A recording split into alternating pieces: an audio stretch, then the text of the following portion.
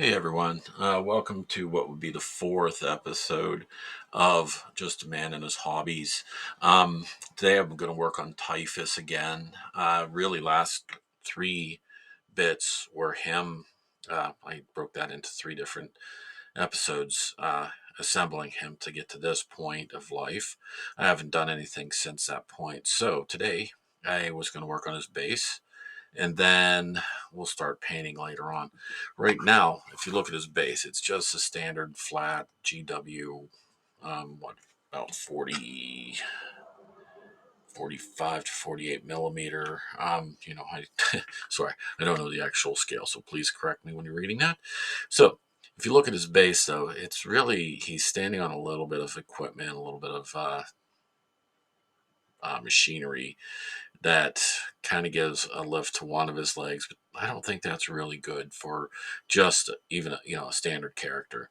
I will keep things for regular troops just like that. If you look at here's one of my Black Templar Terminators. That's really just his base. He came with a plastic bit, but then I added a couple pieces of debris here and there and some tufts of grass. It's nothing fancy, but I think it looks a lot better than just leaving him flat brown. Yeah, I used to do that. So I have gotten a little more fancy over my years.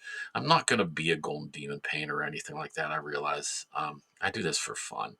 Really, I had a business way back. It did, yeah. So I don't like doing this as a business. I really do like it as just fun.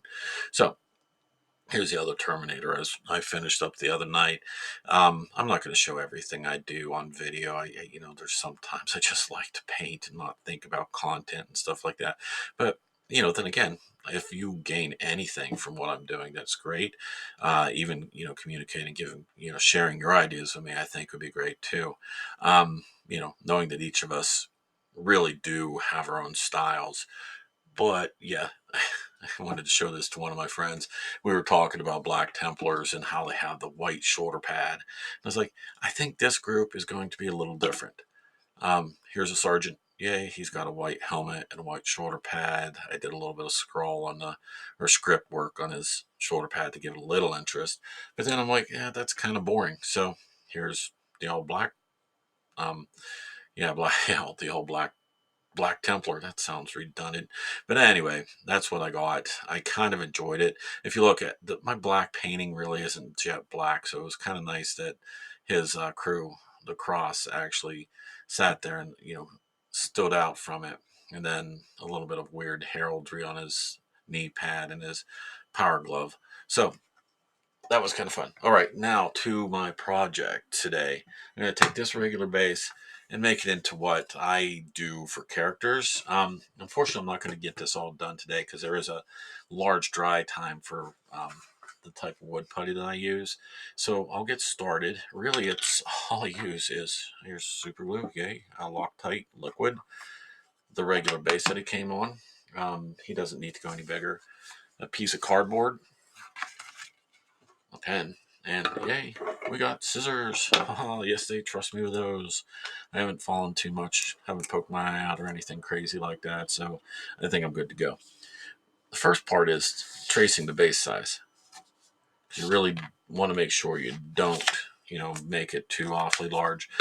I don't care what it is, if you cut inside it or not, it's at least a guide.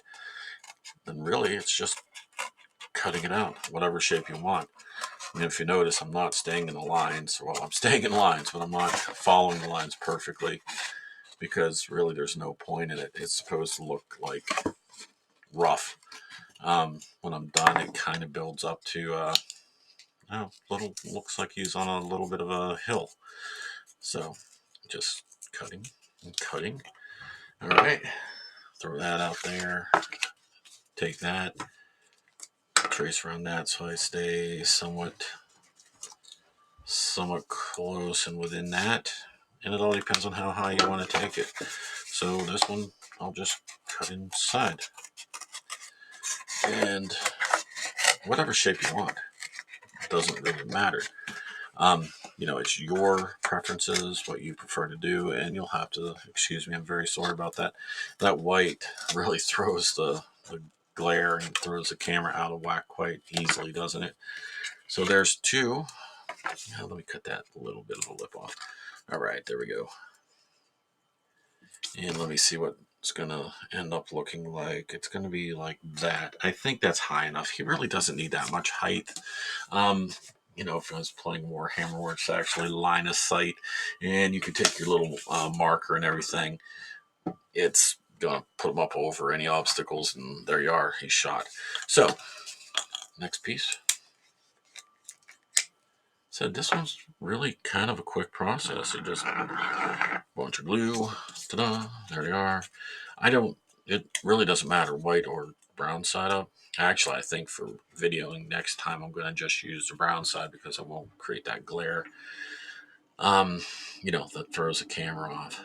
So there you are, too. I really do like making it look like they're kind of up this hill that's a little forward setting.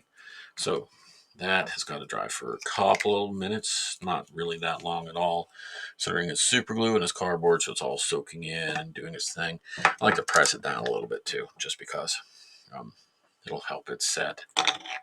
So let's get all that out of the way. And if you remember my little handy travel toolbox, I don't know if I showed you all the jars that I have in here. There's several, but probably my favorite one, yeah, that's my wood putty. I said these jars I just bought off Amazon for my airbrushing, basically just to keep premixes and stuff in it. When you're thinning out your paints and everything, or if you have to mix a paint, they're really good for that. So I guess that's the next tool that I need is the jar, and I like to use just a sculpting tool. I think they work real well. Yeah, look how well I clean that. Man, sometime I will go back and I'll clean all these tools. There's the putty. You can see it. The nice thing about this jar too is unlike the container that the stuff comes in, this really keeps it nice and wet. This is just slopping it on.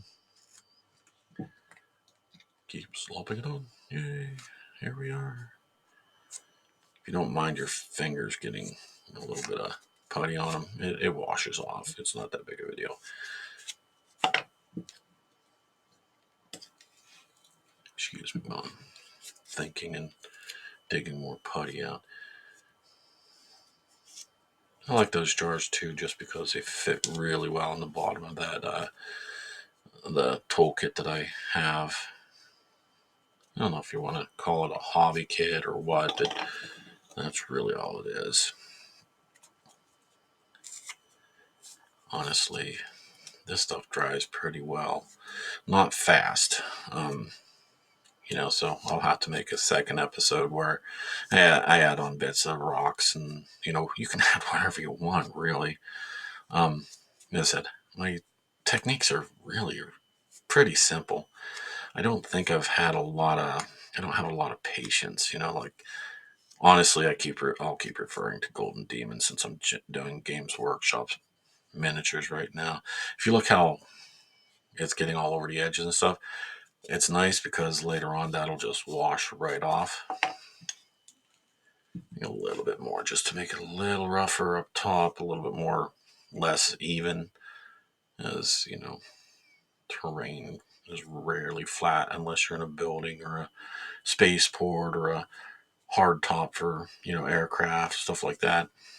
This guy, I think there's a little bit of ruination around him, where I think that looked like a part of a building that he was standing on that had fallen. Don't worry so much about how that's peeling because it really doesn't matter. Another thing you can do if you really want, add a little bit of water to your fingers. Or spit. I'm going to set that to the side. Spit's a good one. I use that a lot. You'll see when I'm painting when I finally get there. The ongoing joke about licking brushes. Yeah. I actually did take fine art when I was in college. That was my first major that I was working on. It's not the one I ended up with, but I had a professor, Vridevu, who we were talking about mediums. And he's like, you know what? spit. We were working acrylics, and spit was his recommended, not medium, but um, thinner. So I kind of got used to it there. Um, and it kind of just carried over to this, where I think it's, it's a little more thick than water, and it's readily available, and it's good to go. Now, I didn't see that before. Okay, I'll have to get in there, take a little bit and fill in that corrugation. Not really a terrain piece where you want the corrugated look on it. I just want something to look like a regular ground. It's a little messy, as you can see, but that's another part about my life. I don't mind.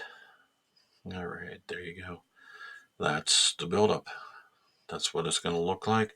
I'll leave him on it for right now, just so that those pieces stay in. Set them to the side, and away we go. I'm done. Thank you. I appreciate you watching this. Next time I will load. We'll work more on the base. I don't really paint the whole thing yet, but when I get there, um, it'll be like the not static grass yet either, but like the larger rocks and stuff like that on the base. And so we'll talk to you later. Thank you.